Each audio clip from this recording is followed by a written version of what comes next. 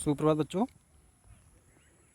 हम लोगों ने पिछले अध्याय में देखा कि धृतराष्ट्र पांडवों के वन जाने के बाद उनके हालचाल को जानने का प्रयास करते हैं और वहाँ से एक मुनि आते हैं, मैत्रेय जी।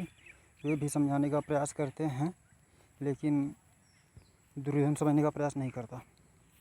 अभी क्या होता है कि वो पांडव वन में स्थायी हो जाते हैं, काफ़ी समय उनको बीत जाता है रहते हुए। तो इसी बीच में एक घटना घटित होता है।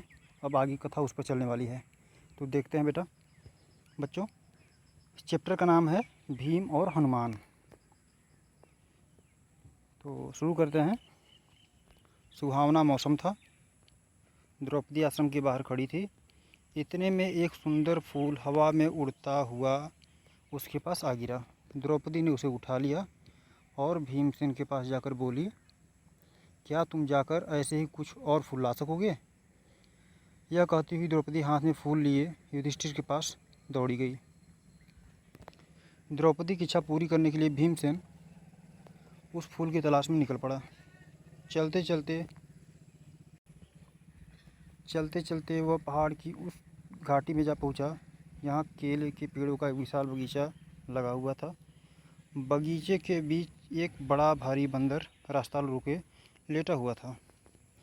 बंदर ने भीम की तरफ देखकर कहा, मैं कुछ अस्वस्थ हूँ, इसलिए लेटा हुआ हूँ। ज़रा आँख लगी थी तो तुमने आकर मेरी नींद खराब कर दी। मुझे क्यों जगाया तुमने?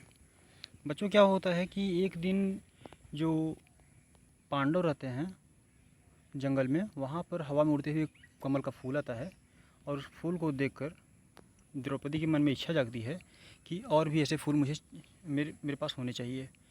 तो वह भीमसेन से बोलती है कि क्या आप मेरे लिए और फूल ला सकते हैं? इतना कहकर वह युधिष्ठिर के पास चली जाती है।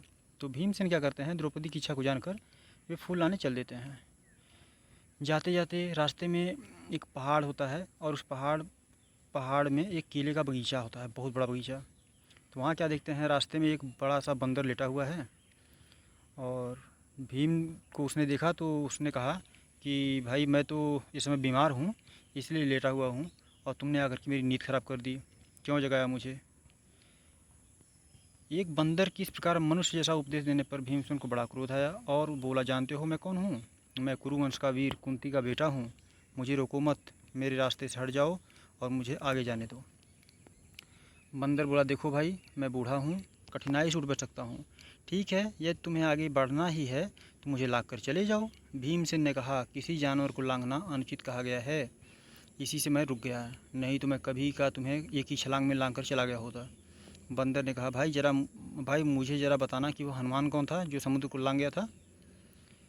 तो बच्चों, होता क्या है कि जब हम देखते हैं कि पहले तो बंदर मनुष्य की आवाज़ में बोलते नहीं, यहाँ हम देख रहे हैं कि बंदर मनुष्य की आवाज़ में बोला और एक बंदर ने मनुष्य को बोला। इस वजह से भीमसेन गुस्सा आया, क्योंकि एक तो मनुष्य, ऊपर से महाबली भीम। उन्हें बहुत गुस्सा आया कि एक बंदर ने मुझे इस तरह से बोला। वे बोले कि तुम नहीं जानते मैं कौन हूँ, मैं कुरुवंश से हूँ और कुंती का वीर बेटा हूँ। मुझे मत रोको, मेरे रास्ते से हट जाओ और मुझे आगे जाने दो। तो वह बंदर बोला कि ठीक है, आप जाओ, मैं बूढ़ा हूँ, आप चले जाओ, तो मुझे लाग के चले जाओ, मुझे इस कूद के उस पार चले जाओ। तो भीमसेन ने कहा कि नहीं, हमारे धर्म में या हमारे संस्कृति, हमारे समाज में ऐसा कहा गया है कि जानवरों को लांघना नहीं चाहिए, इसलिए मैं रुका हुआ हूँ, नहीं तो मैं तो तुम्हें कब का लांघ कर चला गया होता, एक ही छलांग में तुम्हें मैं पार कर देता। तब बंदर ने कहा कि भाई, उस हनुमान के बारे में जानते हो? कौन था जो समुद्र को एक बार में ही लांघ गया था? भीमसेन ने जरा कड़क कर बोला, क्या कहा? तुम महावीर हनुमान को नहीं जानते? उठकर रास्ता दे दो, नाहक मृत्यु को न्योता मत दो। बंदर बड़े करुण स्वर में बोला, हे वीर, शांत हो जाओ, इतना क्रोध न करो। यदि मुझे लांघना तुम्हें अनुचित लगता हो तो मेरी इस पूंछ को हटाकर एक ओर कर दो और चले जाओ।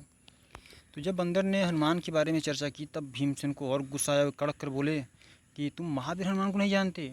उनको तो पूरा विश्व जानता है, सब जानते हैं, और अपने मृत्यु को व्यर्थ में न्योता मत दो, मुझे रास्ता दे दो, मुझे आगे जाने दो।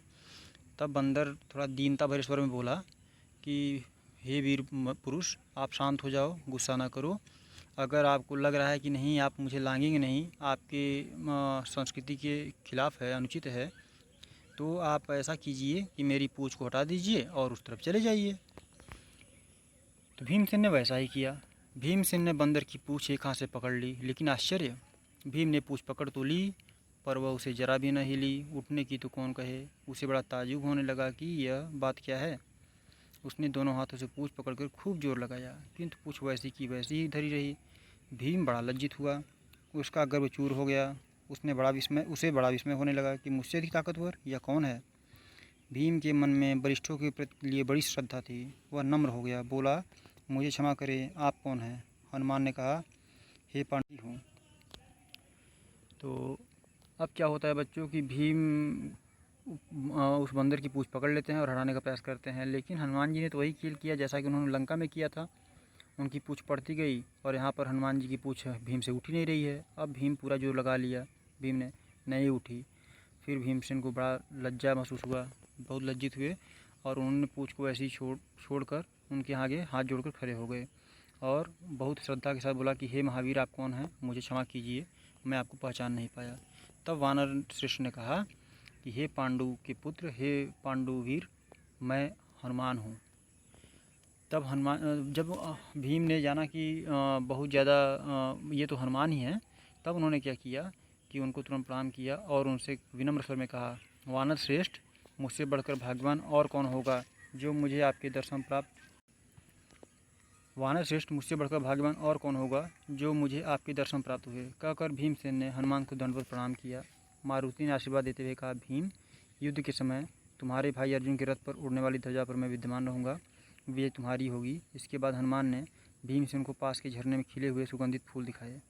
फूलों को देखते ही भीमसेन को द्रौपदी का स्मरण होया। उसने जल्दी से फूल तोड़े और वेग से आश्रम की ओर लौट चला। तो जब उन्होंने जाना कि नहीं ये हनुमान ही है, तो उन्होंने उनको प्रणाम किया और कहा कि मेरे भाग्य खुल गए जो आपके दर्शन मुझे प्राप्त हुए। इतना कहकर भीमसेन ने उनको दंडवत प्रणाम किया, मतलब ज़मीन पर लेटकर उनको प्रणाम किया।